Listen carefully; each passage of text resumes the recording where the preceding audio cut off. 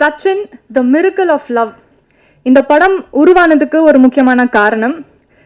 Recent டைம்ஸில் பல பிரம்மாண்ட படைப்புகள் தயாரித்து அதை வந்து சக்ஸஸ் ஆகிறது வந்து it's not a great thing. But தொடர்ந்து வந்த ஹிட் படங்கள் மட்டும் கொடுக்காம 20 வருஷம் முன்னாடி வந்த ஒரு படம் திரும்ப ரீரிலீஸ் பண்ணி அதுலேயும் ஹிஸ்ட்ரியை கிரியேட் பண்ணியிருக்குன்னா அது சாதாரணமான விஷயம் இல்லை. And it is possible by the one and only producer of Tamil cinema Kalaipuli S Thanu sir. அன்போடு பேச அழைக்கிறோம்.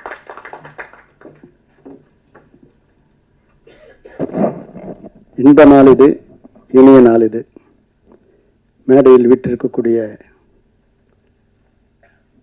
சச்சின் படத்தின் இயக்குனர் தம்பி ஜான் மகேந்திரன் அவர்களே, அங்கிங்கெனாதபடி அகிலத்தையே தன் இசையால் ஆட்டி படைத்து கொண்டிருக்கும் தம்பி தேவி பிரசாத் அவர்களே, எனக்கு வந்து யார் படத்தில் வந்து முதல் வந்து பவுல்ராஜ் மாஸ்டர் தான் வந்து ஆன மேலே அம்பாரி என்ற பாடலுக்கு நடனம் அமைத்தவர். அம்பாரியிலேயே என்னை உட்கார வச்சு அழகு பார்த்தவர். அப்படிப்பட்டவருடைய திருமகன் தான் ஷோபி பவுல்ராஜ்.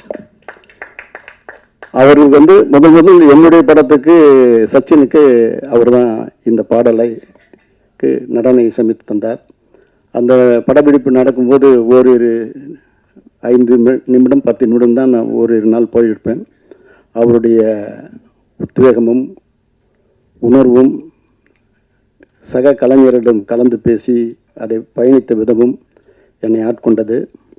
இந்த படம் வந்து முதல் வந்து சி சந்திரசேகர் சார் வந்து எனக்கு இந்த படம் நீங்கள் பண்ணணும் தம்பி வச்சுன்னு சொல்லும் பொழுது, நல்லா பீக்கில் இருக்கக்கூடிய தம்பி விஜய் அவர்கள் அவர்கிட்ட வந்து நிறைய கதைகள்லாம் சொல்லும்பொழுது, ஒரு தடவை அவருடைய படங்கள்லாம் தொடர்ந்து திருப்பாச்சி, மதுரை இந்த மாதிரி படம் வந்திருக்கும்போது ஒரு சின்ன சேஞ்சுக்காக நான் அவர்கிட்ட கலந்துரையாடும் போது ஜான் மகேந்திரன் ஒரு கதை சொன்னான். தம்பி குஷி மாதிரி இருக்கேன், கலகலன்னு போவோம், கேட்குறீங்களான்னு. ஏன் சார் கேட்குறீங்க, அனுப்புங்க சார் அப்படின்னுச்சு. சரின்னு ஜான் அனுப்பிச்சி வச்சேன். 1 ஹவர்லேயே அவர் வந்து அங்கேருந்து எனக்கு ஃபோன் வருது, சார் கலகலன்னு போகுது சார், எதை பண்ணலாம் சார் அப்படின்ட்டாரு. இப்படி ஒன்றும் தேவி ஸ்ரீ பிரசாத் பேர் சொன்னதும் தம்பி விஜய் தான், சோபி சொன்னதும் விஜய் தான். இப்படி ஒரு ஆக்கிரமித்த ஒரு படம் அது. இது படம் ரிலீஸ் ஆகும்போது நான் போஸ்ட் ஒட்டும்போது இது வந்து April 14th வெளியிடுன்னே நான் விளம்பரப்படுத்திட்டேன். ஸோ சொல்ல அது கரெக்டாக இருக்கணுன்றதுக்காக தான் நான் வந்து April 14th 2005 இந்த படத்தை அகிலமெங்கும் திரையிடப்பட்டேன். வாங்கின அத்தனை பேரும் பெரிய லெவலில் சம்பாதிச்சு கிட்டத்தட்ட 200 நாள் கடந்து இந்த படம் வெற்றி அடைஞ்சிது. ஆல்பர்ட் தட் மாரியப்பன் படத்தை நிறுத்தும்போது கூட அன்னை நிறுத்தத்துக்கு மனசு இல்லை, பட் கமிட் பண்ணிட்டேன். படம் 200வது நாள் நிறுத்துகிற பாரம் கூட 1000 ரூபாய் ஷேர்னே அப்படின்னு சொன்னார். இதெல்லாம் வந்து மெட்டி படத்துக்குரிய ஒரு ஒரு ஒரு அடித்தளன்றது தான் இதை நான் சொல்ல முடியும். அப்படி பயணித்த இந்த படம் வந்து ஊட்டியில் தான் நான் நடக்கணும்னு பயணித்தும் போது ஜீவாம்பா தான் கேமராமேன். அவர் ஜானுக்கு மிகப்பெரிய பலமாக இருந்திருக்கிறாரு. அப்படிப்பட்டவர் வந்து முதல் வந்து ஷூட்டிங் வந்து ஊட்டியில் தான் நடக்குது. அதுக்கு முந்தின நாள் தான் வந்து சுனாமி வந்து ஒரு பெரிய ஒரு பெரிய சூழ்நிலை சொல்லனா துயரத்தில் தமிழ்நாடே ஆழ்ந்தது. அப்படிப்பட்ட சூழ்நிலை அன்றைக்கி ஒரு நாள் நிறுத்தி மறுநாள் வந்து ஒரு 2 நிமிஷம் மௌன அஞ்சலி தான் இந்த படப்பிடிப்பை ஆரம்பித்து வச்சோம். 4 மணியும் பொழுது வரணும் பிரமாதமாக நடந்தது. இங்கே கம்பகலோவில் செட்டு போட்டு அதோடைய பேட்ச் ஒர்க்லாம் எடுத்தோம். விஜயன் மாஸ்டர் வந்து 2 ஃபைட் அந்த படத்தில் பண்ணியிருப்பார். அந்த 2 ஃபைட்டும் வந்து இதுவரையிலும் அதுவும் ஒரு ஒரு உணர்வையும் ஒரு வெறியும் தூண்டாது, ஒரு அழகான ஒரு கவிதையாக தான் அந்த 2 சண்டை காட்சிகளும் இருக்கும். தேவி பற்றி சொல்லணுன்னா 24 மணி நேரம் உழைப்புன்னு உழைக்கிறவர். அப்படிப்பட்டவர் வந்து இந்த படத்துக்கு வந்து இசையமைத்தது வந்து தொடர்ந்து எனக்கு நிறைய படங்களுக்கு இசையமைச்சிருக்கிறாரு. எனக்கு குடும்பத்தில் ஒரு பிள்ளையாக தான் அதை நான் பார்க்குறேன். சமீபத்தில் நான் கிட்டத்தட்ட ஒரு 15 வருஷத்துக்கு முன்னாடியே 10, 12, 15 வருஷத்துக்கு முன்னாடியே வந்து ஷோபியும் தேவிஸ்ரீ பிரசாத்தையும் 2 பேர் நீங்கள் நடிக்கணப்பா, நீ வந்து பாடகனாகவும் அவன் நடன கலைஞராகவும் நடிக்கணும்னு ஆர்வமாக தூண்டி விட்டான். ஆனால் இன்னொரு வரலாம் அவங்க 2 பேரும் அதுக்கு வந்து இன்னும் ஒத்துழைப்பு கொடுக்காதே இருக்காங்க. இன்னைக்கு கூட காலையில் பார்க்கும்போது தேவி போய் அச்சு வார்த்தா மாதிரி இப்போ கூட ஆசையாக இருக்குதியா ஒன்று வந்து நடிக்க வைக்கணும்னு நான் சொல்லியிருக்கிறேன். அப்படிப்பட்ட உணர்வால் அவர் வந்து ஒரு இசையில் வந்து தனக்கு முன்னோடிகளை வந்து தெய்வீகமாக மதிக்கிறவர். அது ஏஆர் ரஹ்மான் இருந்தாலும் சார், இளையராஜா படத்தையே வந்து அவரை வணங்கிட்டு தான் நம்ம உள்ளே போனோம். அப்படி ஒரு இடத்துல அந்த இடத்துல பூஜை பண்ணியிருக்கார். தொழில் பக்தி உள்ளவர், எந்த நேரமும் சதா தொழிலையே புதுமையை உண்டாக்கணுன்றவர்.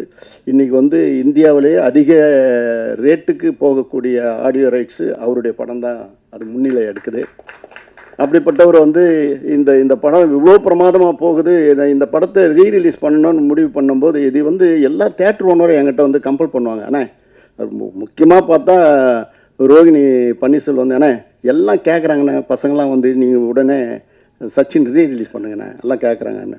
ரீலீஸ் எங்கன்னு எல்லாம் ஒரு செய்தி வந்தால் கூட ரீலீஸ் பண்ணணும்னு எல்லாரும் கேட்க ஆரம்பித்தாங்க. எனக்கும் வந்து அதை இந்த நேரத்தில் இது பண்ணால் நல்லாயிருக்கும் அப்படின்னு சொல்லி தான் இது வந்து இதுவரைலாம் இப்போ சினிமா என்ன ட்ரெண்டில் இருக்குதோ அதுக்கேற்ற மாதிரி போகணும் தான் லிரிக் வீடியோ போட்டது, ட்ரெய்லர் போட்டது, போஸ்டர்ஸ் அமைச்சது. அதுக்குண்டான இன்றைக்கி வந்து சோஷியல் மீடியா எக்ஸார்டினரியாக வருது. அன்றைக்கி பண்ண விளம்பரம் செலவு விட இப்போ பண்ணுற விளம்பர செலவு கம்மியாக இருந்தால் கூட ஆனால் பூதாகரமாக எடுத்துன்னு போயிட்டாங்க அத்தனை இளைஞர்களும் இளைஞர்களும். அப்படி இந்த படத்தை வந்து கொண்டாடக்கூடிய அளவுக்கு மிகப்பெரிய அளவு.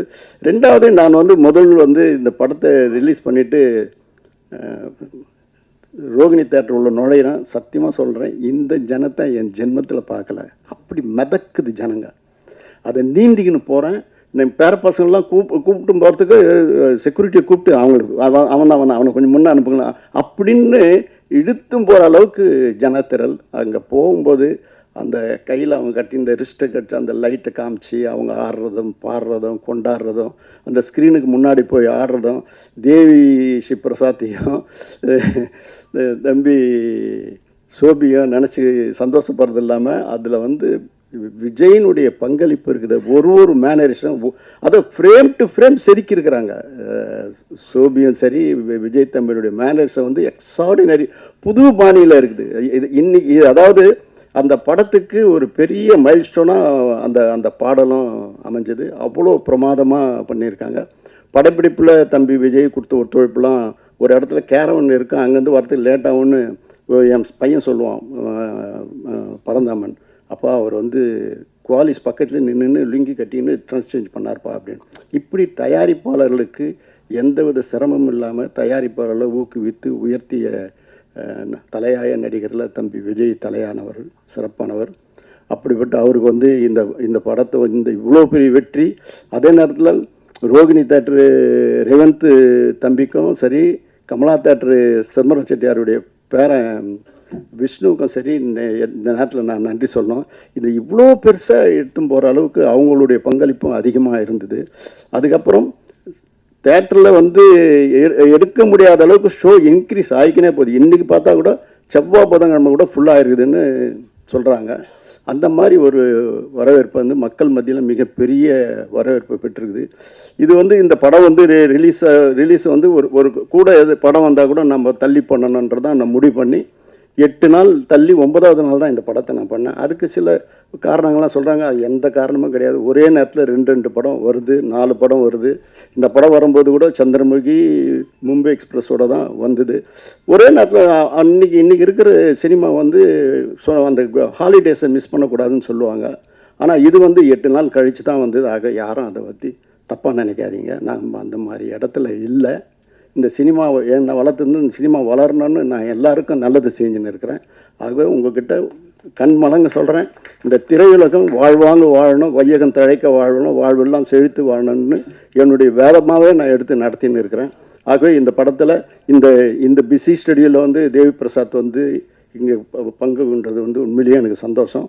அவர் தேட்டர்லேயே போய் பார்க்க போகிறேன்றார். அவரும் சோபியும் ஜானும் போய் பாருங்கள். உங்களுடைய சந்தோஷத்தை, உங்களுடைய உழைப்பாக அந்த மக்கள் அந்த இளைஞர்கள் எப்படி கொண்டாடுறாங்கன்னு இந்த தேட்டர் உள்ள பார்க்கணுன்னு நினச்சா குடும்பத்து பெண்கள் எல்லாம் வந்து எப்படி கோலாகலமாக கொண்டாடுறாங்கன்னு பார்க்கும்போது என்னால் மெய்சில் இருக்குது. அது ஜானுடைய பங்களிப்பு வந்து துருன்னு இருப்பார் எப்போவுமே. நான் சமீபத்தில் கூட பேசிட்டேன், இதே மாதிரி ஒன்று கதை பண்ணுறான் அப்படின்னு சொல்லுவேன். அந்த மாதிரி ஒரு உழைப்பு கொடுத்தவர் மகேந்திர சார் வந்து இல்லைன்ற ஒரு ஃபீலிங் இன்றைக்கி ரொம்ப எனக்கு இந்த இந்த கொண்டாட்டத்தை அவர் பார்க்கலன்ற ஒரு ஒரு வருத்தங்கள் எனக்கு வந்து நெஞ்சில் நிழலாடுது. அவர் இல்லாத இடத்த வந்து அவங்களுடைய மகேந்திரனுடைய துணையார் வந்து இதை அந்த அந்த சந்தோஷத்தில் ஈடுபடுவாங்கன்னு நினைக்கிறேன். ஜானுடைய உழைப்புக்கு வந்து எல்லை இல்லாத பணி, மிக சிறப்பான முறையில் பணியாற்றினார். எந்த நேரம் காஸ்டியூம் கூட அவரே போய் தான் பண்ணுவார். அவர் சொல்லுவார், நிறைய இன்புட் அவுட்புட் எனக்கு கொடுத்துக்கிட்டே இருப்பார். அது என்னன்னு சொல்கிறாரு, அதுக்கெல்லாம் வந்து அந்தந்த தொழிலில் இருக்கிறவங்க தான் அது காரணம். என்னால் செய்கிறதே எடுத்து சொல்ல முடியும். ஆகவே மீண்டும் இந்த மேடையில் அமர்ந்திருக்கும் இந்த படத்தை இவ்வளோ பெரிய வெற்றியாக்கின பத்திரிகை நண்பர்கள், தொலைக்காட்சி தோழர்கள், உங்களுடைய பங்களிப்பு என்னென்னைக்குமே நான் உங்களுக்கு உற்ற சகோதரன், உற்ற தோழன், எல்லாரையும் நான் ஒன்றா தான் கருதுவேன். ஆக என்றைக்கும் நீங்கள் எங்கள் நெஞ்சத்தில் நிலைப்பிப்பேன். இந்த இண்டஸ்ட்ரி வளர்கிறதுக்கு நீங்கள் திரும்பவும் ஒரு உத்வேகத்தை கொடுத்து உயர்த்தணும்னு சொல்லி உங்ககிட்ட கேட்டு விடைபெறுகிறேன். நன்றி, வணக்கம். ரியாஸுடைய பங்களிப்பு அதி சிறப்பானது. அவர் வந்து எந்த நேரம் கூப்பிட்டாலும் வந்து எல்லா பணியும் செய்கிறாரு. மிகப்பெரிய ஒரு பாக்கியசாலி அவன். நல்ல பையன், நல்லா வருவான். வாழ்த்துக்கள். நன்றி சார்.